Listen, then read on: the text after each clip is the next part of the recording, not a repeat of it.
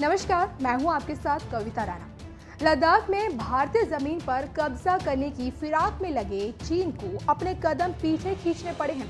वास्तविक नियंत्रण रेखा पर हजारों सैनिकों की तैनाती के बाद अपने मंसूबों में कामयाबी नहीं मिलने पर चीनी सेना लगभग 2 किलोमीटर पीछे हट गई है।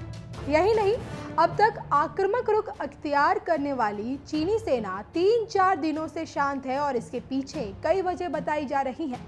राजनीतिक विश्लेषक, विदेशी मामलों के जानकार और रक्षा मामलों के जानकारों की माने तो लद्दाख समेत भारतीय सीमा के सभी प्रमुख स्थानों पर चीन अब धीरे धीरे आगे बढ़ने की रणनीति पर काम कर रहा है। चीन की ताज़ा हरकत भी इसी से जुड़ी हुई है।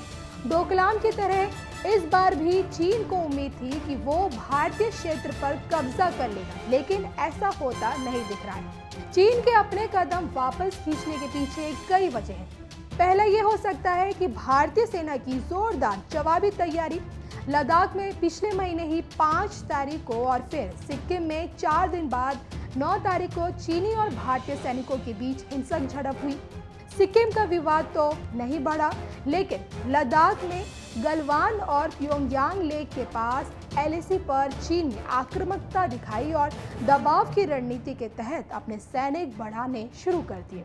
और कम से कम चीन ने एलएसी पर 5000 सैनिक भेजे। जवाब में भारत ने भी एलएसी पर अपने सैनिक बढ़ा दिए और चीन की बराबरी में हथियार, टैंक और युद्धक वाहनों को भी इलाके में तैनात कर दिए।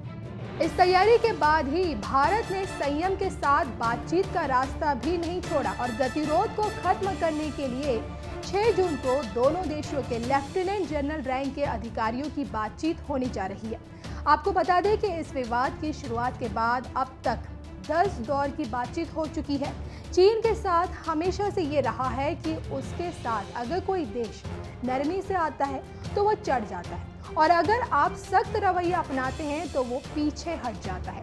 तो चीन की गीदड़ भभकी देने की पुरानी आदत रही है। हालांकि ड्रैगन के साथ सख्ती दिखाने पर वो सही रहते हैं। तो चीन अपने विस्तारवादी नीति को आगे बढ़ाने में लगा हुआ है और चीन जो भारत के साथ कर रहा है, वहीं वो जापान, ताइवान और वियतनाम जैसे अन्य पड़ोसी देशों के साथ भी कर रहा है। लेकिन मुंहतोड़ जवाब आने से चीनी सेना हैरान है और बीजिंग भी परेशान है और शायद यही वजह है कि चीनी सेना को भारतीय सेना और दिल्ली की बात समझ में आ गई है और इसी का नतीजा है कि विवाद ना बढ़े, इसलिए चीन पीछे हटने में ही भलाई समझी है चीन ने और इसीलिए लद्दाख को छोड़ अपनी सीमा में पहुंच गए हैं।